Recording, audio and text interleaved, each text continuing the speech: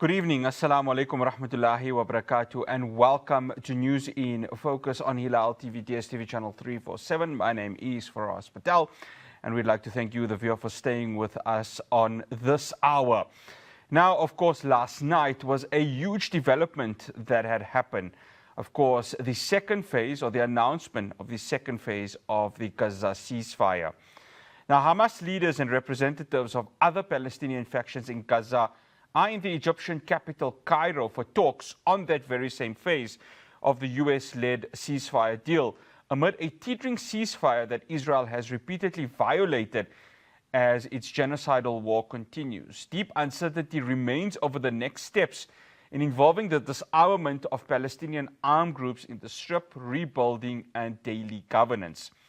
Now, I think the big question that comes with this is that when you look at the first phase of the ceasefire, very little aid went in, and we saw violations occurring from the Israeli side, especially when it came to the yellow line of the Strip itself.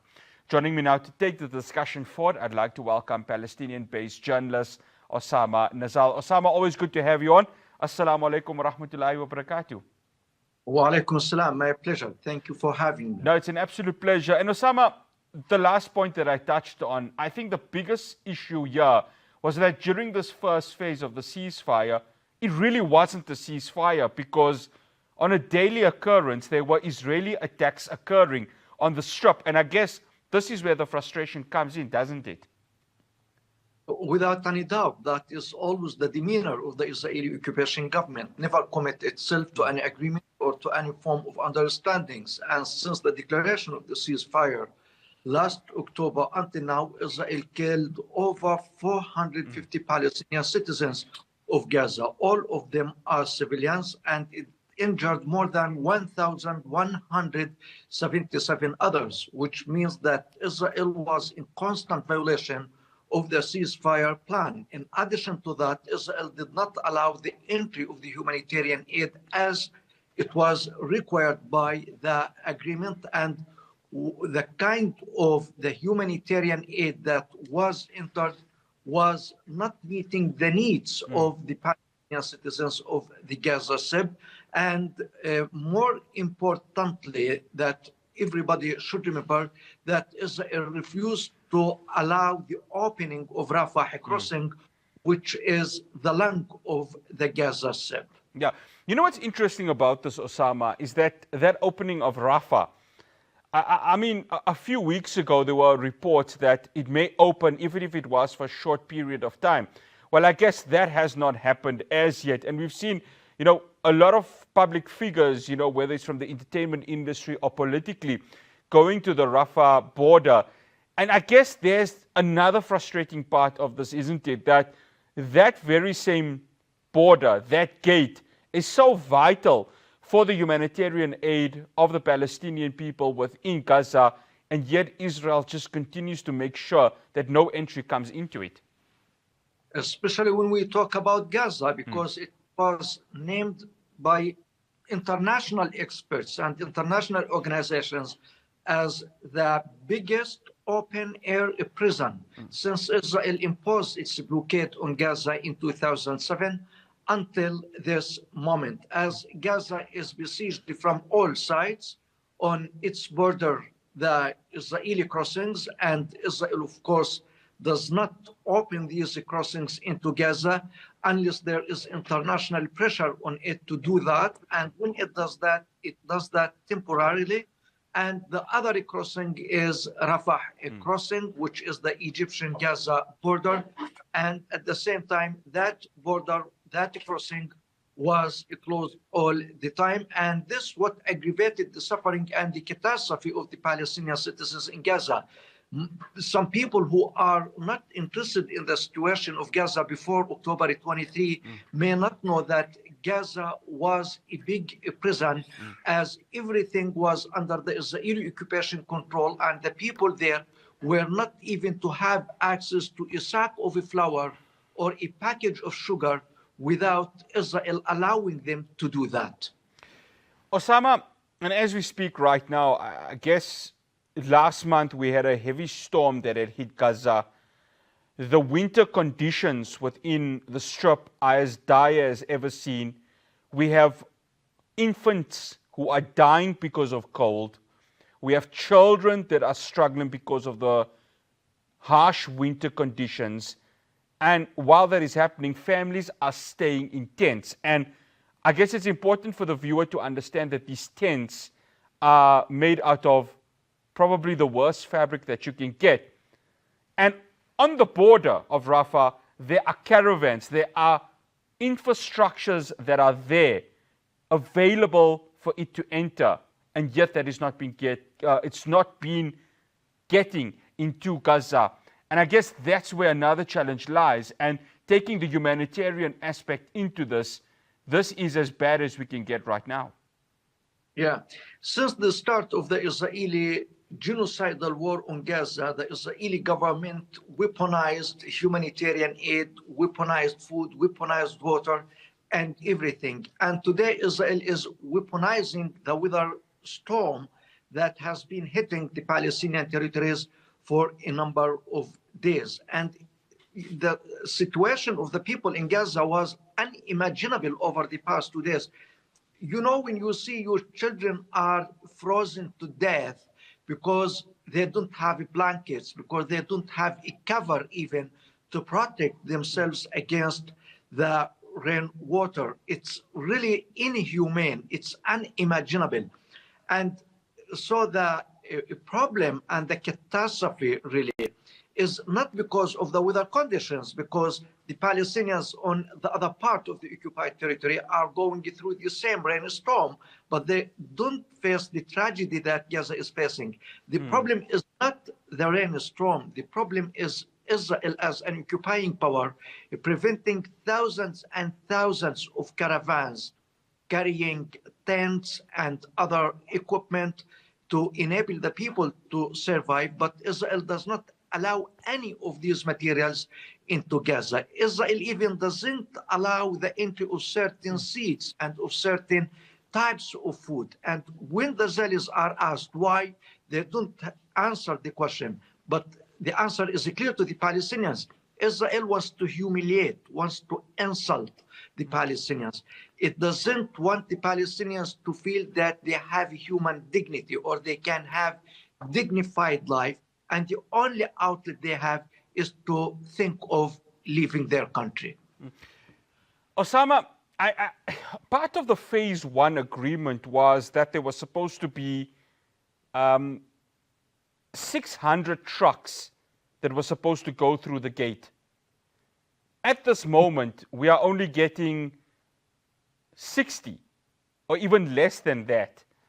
And just not only with regards to the bombings and the attacks on many refugee camps, this is another violation of not allowing the actual trucks to enter. And I guess therein lies another frustration, doesn't it? Yeah, this is a source of frustration, of course. And I think first and foremost, the Israeli occupation government is responsible for that. And we know why Israel is acting this way.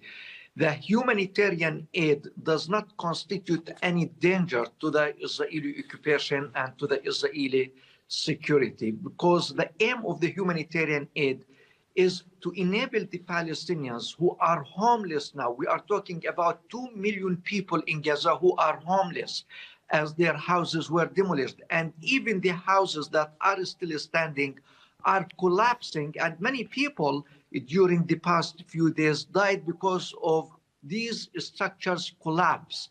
Why? Because the Israeli bombs indirectly affected these buildings, and when there is a strong storm or something like that, these structures are falling over the heads of the Palestinians. So the aim is, again, to prove to the Palestinian people in Gaza that Gaza is unlivable and no human being can bear the situation there, and they have no solution but to leave.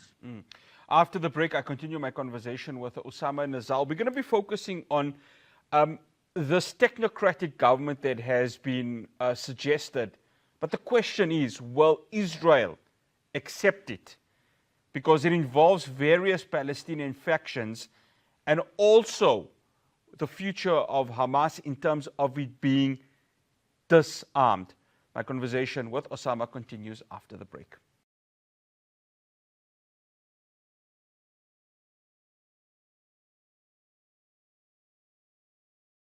Welcome back to News in Focus. I'm still in conversation with Osama Nazzal, a Palestinian-based journalist from the occupied West Bank. Osama, of course, what we see right now is those discussions of the technocratic government, and there are the Palestinian factions that are currently in Cairo to find a way of governance in terms of the Gaza Strip. What we know is that there is this agreement from many of the Palestinian political leadership to end, first of all, the war in Gaza, to end the genocides there, to get the sort of aid and, of course, the humanitarian necessities into Gaza. From what you are hearing, is there a sense of trust when it comes to the governance that's going to be discussed for Gaza? Yeah, if we look back and see the Israeli violations during the first phase of Donald Trump plan, it's difficult to have any trust really. And the Israeli occupation can't be trusted because we know what the colonial policy and what mindset does Israel have, which is to have all of Palestine for the Israelis, for the Zionists, and it does not recognize the right of the Palestinian people to self-determination and statehood or even existence. So no trust when it comes to Israel. But we hope that the mediators and the people who are acting to move towards the second phase would guarantee the implementation of this phase. The important thing that they agreed on a transitional committee, a committee that would administer the situation in Gaza for a period of time. And after that, the Palestinian government would assume responsibility for Gaza as part of the rest of the occupied Palestinian territories. But if the scenario is to establish this committee for Gaza and keep the situation as it is, I think things are going to get worse because what the Palestinians have is one idea and one tenet, a Palestinian state on all the land occupied in 1967. Otherwise, there won't be any solutions. You know what's my challenge in this, Osama, is that you've got members within the Israeli cabinet that are saying we need to occupy the entire Gaza Strip. You've got the right wing of the Israeli government really going ahead and driving this, especially when you look at the names of Itamar Ben-Gvir and Bezalel Smotrich. Now, when you look at the mediators, they're acting in good faith. Hamas has mentioned that they are willing to go ahead and sit and hand over the governance, whether it's Palestinian Authority or any of the other factions. And I guess both you and I can agree it now is up to the likes of Stephen Witkoff and Donald Trump to hold Israel accountable. But when you look at the way Israel and the United States deal with each other, there isn't really a sense that this accountability is actually going to happen. Yeah, we know that the relationship between the Israeli occupation and the American administration is organic, and we know that Israel would not have been able to fight for 3 years and to drop tons and tons of bombs over the people in Gaza without the financial and the arms aid that it gets from the American administration. We know that the United States is the sponsor of Israel financially and politically and in every aspect of life. So we don't count any hope on the American administration, whether Trump or any other president. Even when Barack Obama was the president of the United States, when the people were very much optimistic about him, and he did not offer anything to assuage the suffering of the Palestinian people. Why? Because the factor that governs the American-Israeli relationship is the colonial driver that is known to every Palestinian. But when it comes to the other mediators, including Egypt, Qatar, Turkey, and other countries who recognize the right of the Palestinians and support the Palestinians, we hope that they one day can convince the American administration that the choice that Israel wants, which is the choice of occupation, colonization, and annihilation of the Palestinian people, won't succeed. And we saw the result of the war Israel announced on Gaza. You know, it achieved nothing but killing more people and depriving more people of basic rights, and it lost its image as a state in the international community. So the way out is clear. Recognizing the right of the Palestinian people and implementing the right of the Palestinian people. Otherwise, all solutions are going to be temporary and a state of lull, but not the permanent solution that should be realized.